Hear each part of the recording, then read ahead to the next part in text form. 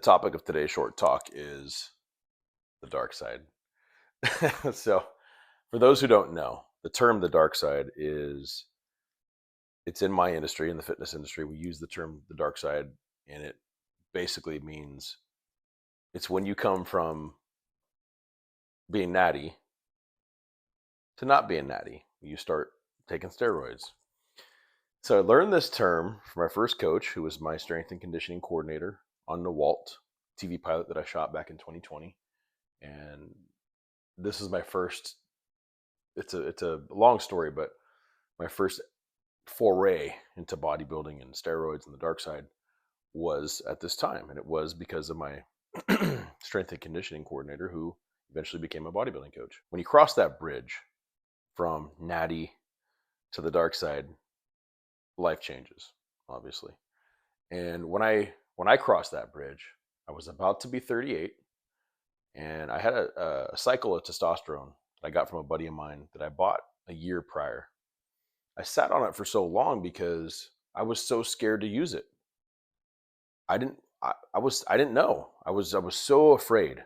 And honestly, I don't have any regrets. I have zero regrets when it comes to this, because testosterone is an important factor for men, and I just wish I would have went about it a little differently. Now, of course, I started really low. I started literally, it was 1 week before I shot the shirtless scenes in the Walt.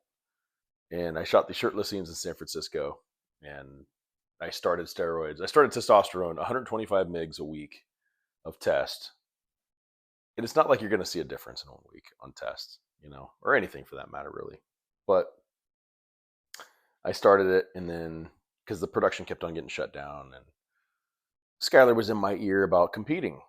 Get on stage, man. I'll turn you pro. I'll do this. And I was like, man, I had zero desire. I had zero desire to step on stage. But he kept on, in my ear. So I was like, all right, you know what? Sure enough, the production got shut down right after we shot in San Francisco.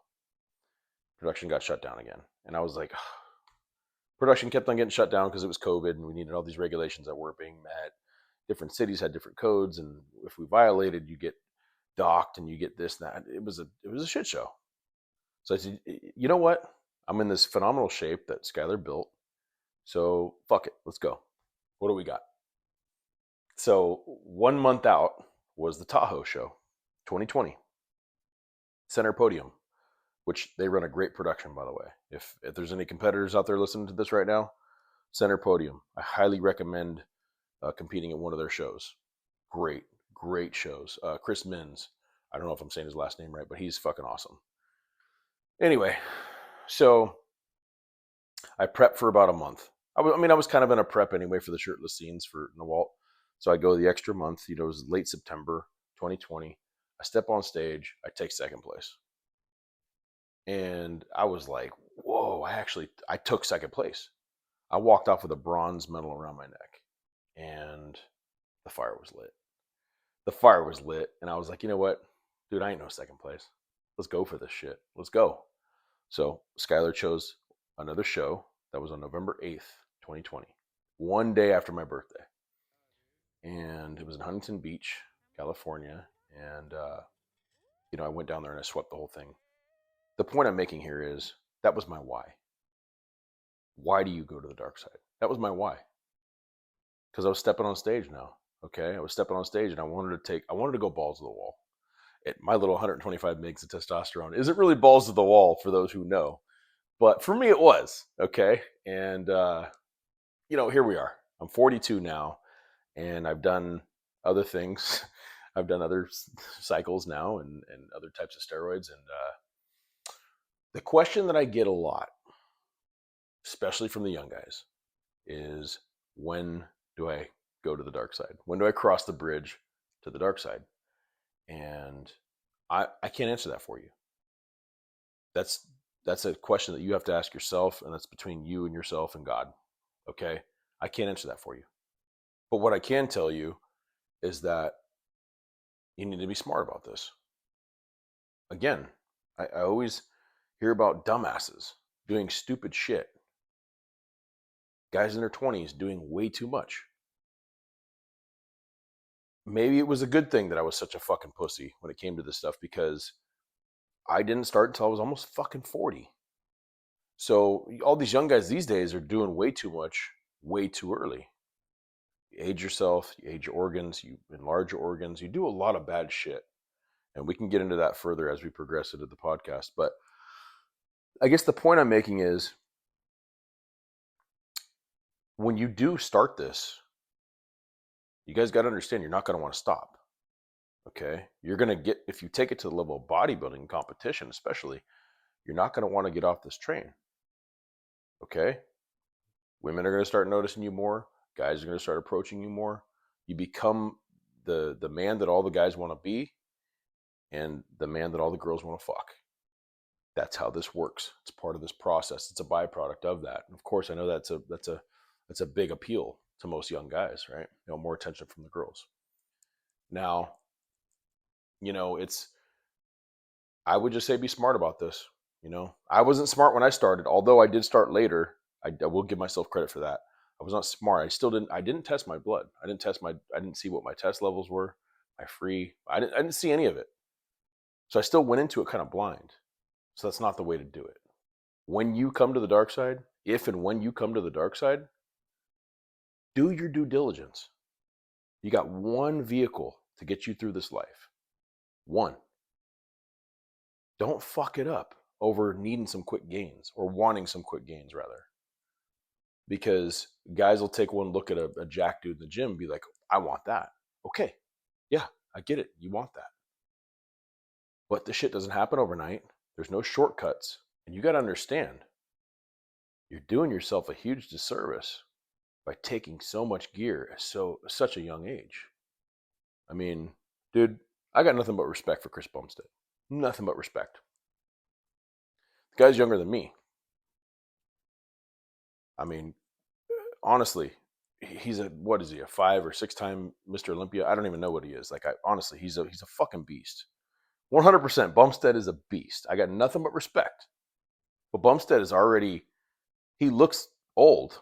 That shit ages you, guys. This shit ages you. And not just your organs, not just your internals, but it ages everything. It speeds up the process, Everybody is going to react and respond to this stuff differently. What I can say is whatever you're worried about, take that in consideration depending on how much you're doing and what you're doing and why. Again, it goes back to what I talk about as far as life. Why? What's your why? Okay. Why do you want this? Why do you want that physique? Do you want to compete? If you want to compete, there's a whole different conversation that you and I need to have, because competition is different. Competition, we all know, PED protocol is, that's a big part of the equation here. But if you just want to get jacked for summertime on the beach, bro, chill out. Okay? Chill out. Because you have to think about the long-term effects. Now, I understand, guys want to get jacked and they don't give a fuck about long-term effects, and in your 20s, you think you're going to live forever. Bro, I'm telling you right now, you don't want to look like you're 40 when you're 28. Okay? You're still going to want to look good. You want to look good now? You want to get jacked and all that stuff? I know a guy who's 25, and he did such heavy cycles in his early 20s that now at 25, his hormones are all out of balance. He's all fucked up. He goes through depression. He goes through all these issues that he has with his lifts, his body dysmorphia to the T. I've got body dysmorphia too. Any bodybuilder has body dysmorphia. We all know that. But a 25-year-old should not be having these issues. And the reason he has them is because he fucked himself up by doing too much too fast. And now for the rest of his life, he's going to have to remain on a certain level of testosterone, at least testosterone.